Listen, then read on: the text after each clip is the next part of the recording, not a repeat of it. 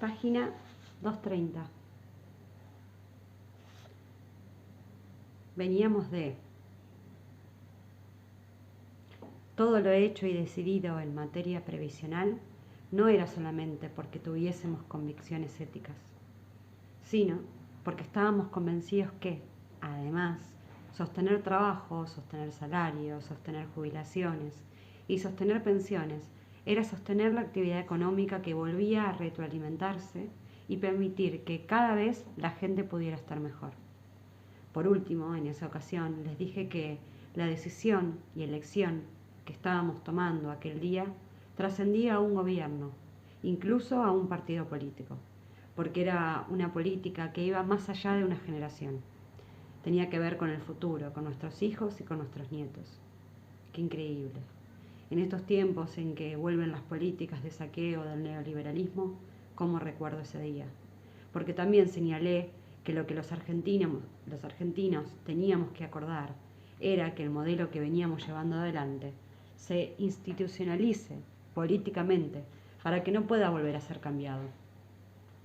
Cuando nuevamente teorías como las del consenso de Washington vuelvan a aparecer y como siempre encuentren comunicadores que le digan al país que todo lo público era horrible y que el Estado no sirve para nada, porque después, cuando las papas queman, siempre termina siendo el Estado el que aparece a reparar derechos conculcados y volver a llenar las cajas que fueron vaciadas, saqueadas y endeudadas.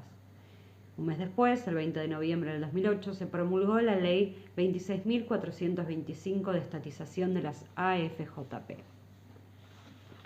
Desde la recuperación de la administración de los recursos de los trabajadores y los jubilados, se ahorraron entre 2009 y 2014 75.502 millones de pesos en concepto de comisiones que hubieran ido a los exgerentes de las AFJP. Entre 2004 y 2014 los recursos del ANSES crecieron en un 1.947%, lo que entonces el PRO y sus aliados, luego reconvertidos en Cambiemos, señalaron sobre esa medida central de mi gobierno. Ahora, mientras escribo estas líneas, lo sabemos, era exactamente lo que harían ellos. Otra vez el espejo invertido. Alguien debería analizar psicológicamente a determinados personajes de la fauna política argentina que colocan en sus adversarios las intenciones que en realidad tienen ellos. Elisa Carrió y Federico Pinedo hablaron de saqueo a los jubilados y violación de la propiedad privada. La propuesta de eliminación de las AFJP es una maniobra de los Kirchner para quedarse con el dinero de los futuros jubilados, vociferaban en los medios hegemónicos. Señalaban que el proyecto de estatización de las AFJP es confiscatorio y viola la propiedad individual. Carrió y Pinedo, entre otros, afirmaban que nosotros queríamos el dinero de los jubilados para usarlo discrecionalmente. Hablaban, qué duda cabe ahora, de lo que harían ellos mismos en una increíble actitud proyectiva. Una década después, en el primer semestre del 2018, con Mauricio Macri presidente, el Fondo de Garantías de Sustentabilidad del ANSES, es decir, el fondo de todos los trabajadores para sus jubilaciones, lo que llamaban popularmente la plata de los jubilados, perdió casi 18.000 millones de dólares. En diciembre del 2017, el gobierno de Cambiemos logra aprobar la reforma previsional, que significó una disminución en los saberes de los jubilados, en el marco de una feroz represión en la plaza de los dos congresos. Cambiemos consagró el despojo jubilatorio ante el silencio cómplice de los medios hegemónicos que ya no hablan más de las cajas ni de la plata de los jubilados. ¡Mi Dios! ¡Cuánto cinismo y cuánta mentira! Junto a la eliminación de las AFJP en 2009, avanzamos en el diseño de un modelo de país que abarcara más y más derechos, desde los materiales hasta los simbólicos. El 18 de marzo del 2009, en el Teatro Argentino de La Plata, yo estuve ahí, presenté el anteproyecto de ley de medios audiovisuales para sustituir la vieja ley de radiodifusión de la dictadura. Un capítulo muy importante de esa ley era precisamente lograr que el derecho al acceso al deporte más popular de los argentinos, El 19 de marzo del 2009 firmé el decreto 2006 para la creación del Fondo Federal Solidario, en el que, por primera vez en la historia de Argentina, las provincias participaban de la renta aduanera al distribuirse entre ellas y sus respectivos municipios el 30% del derecho de exportación de la soja. Nunca había sucedido en el país. Es más, buena parte del siglo XIX había transcurrido entre sangrientos enfrentamientos del interior del país contra la ciudad puerto de Buenos Aires, precisamente por la renta aduanera. El Fondo Federal Solidario, que comenzó a llegar a los municipios de todo el país en forma automática, disparó miles de obras públicas y generó miles de nuevos puestos de trabajo. El 21 de abril del 2009, Argentina presentó el límite exterior de la plataforma continental de todo su territorio ante la Comisión de Límites de la Plataforma Continental con sede en Naciones Unidas, Nueva York. Al final del trámite establecido en la Convención de las Naciones Unidas sobre el Derecho del Mar, previsto para el 2016, implicó finalmente que la República Argentina pudiera sumar 1.782.000 kilómetros cuadrados de superficie marítima a su zona de soberanía. ¡Wow!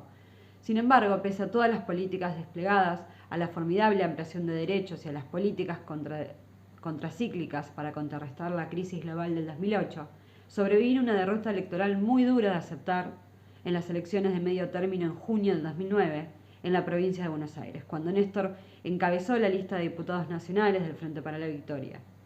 La presión mediática lanzada contra nuestro gobierno a partir de la crisis contra las patronales agropecuarias, a las que se sumó el rechazo de las corporaciones para la estatización de las AFJP, nunca se detuvo e impactó electoralmente. Igualmente, que la gente haya preferido elegir a Francisco de Narváez pudiendo haber votado a Néstor, creo que es algo que nunca voy a justificar. Que Unión Pro, encabezada por de Narváez, haya obtenido 37,5% y nosotros, el Frente para la Victoria, el 32,11%, fue muy duro para Néstor y para mí. De Narváez era un empresario del que ya se sabía muy poco y que incluso unos pocos años más tarde terminaría con paradero político desconocido. En esas elecciones de medio término, el pueblo tuvo la posibilidad de elegir a la persona que tan solo 4 años antes la había sacado del infierno y sin embargo votaron a de Narváez. Es algo que nunca voy a comprender y menos aún, reitero, justificar. Algunos dirán, ¿por qué no haces autocrítica? ¿Perdón? ¿Solamente los dirigentes tienen que hacer autocrítica? ¿La sociedad no hace autocrítica? ¿No se analizan retrospectivamente? Hay sociedades que sí lo han hecho, los alemanes respecto al nazismo, salvando las infinitas distancias. Y sí, puedo hacer autocrítica con muchas cosas, pero esas elecciones creo que fueron inexplicables. Fue un voto que no tuvo ni siquiera sentido común y que solamente puede explicarse en el marco de una democracia muy mediatizada. Recuerdo que la consigna de la campaña de Narváez había sido lanzada en el programa de Marcelo Tinelli y era Alica Alicate. ¿Cómo puede la sociedad argentina votar a alguien con la consigna Alica Alicate? Nos preguntábamos. El sí se puede posterior de Cambiemos, por ejemplo, tiene incluso más sentido. De hecho, el partido político español, Podemos, utilizó esa misma consigna, pero ¿Alica Alicate? ¿Qué significaba? Recuerdo que le dije a Néstor que me costaba vivir en un país en el que la gente votase a alguien que dice Alica Alicate en un programa de televisión y que eso les pareciera además gracioso. De todos modos, creo que no se trataba de un fenómeno exclusivamente argentino. Era algo que ya venía sucediendo en distintos países y que está pasando, por ejemplo, en Italia. De cualquier manera, no era enojo lo que me provocó aquel resultado. A mí sí. Sino dolor por Néstor y por muchísima preocupación. ¿A quién estoy gobernando?, me preguntaba. ¿Cómo es que una persona como Néstor, con lo que había hecho, más allá de lo que veníamos del conflicto con las patronales rurales, que había sido muy desgastante y muy disruptivo, no ganara esas elecciones? Lo cierto es que, además de preocuparme, fue un hecho que me dolió, y mucho, por él. Yo me había construido una especie de coraza para protegerme de tanto ataque, pero con él las cosas eran distintas, lo demolían. Néstor siempre necesitaba que la gente lo quisiera y por eso sufría mucho el rechazo. Era muy fuerte, pero también al mismo tiempo muy vulnerable, distinto a todos e irrepetible. Sin embargo, y a pesar de la derrota, seguimos gobernando conscientes de que esos eran los dolores de la política. Pero nuestra responsabilidad era continuar, mejorar la vida de la gente y posicionar al país de una manera diferente. Te amo, Cristina.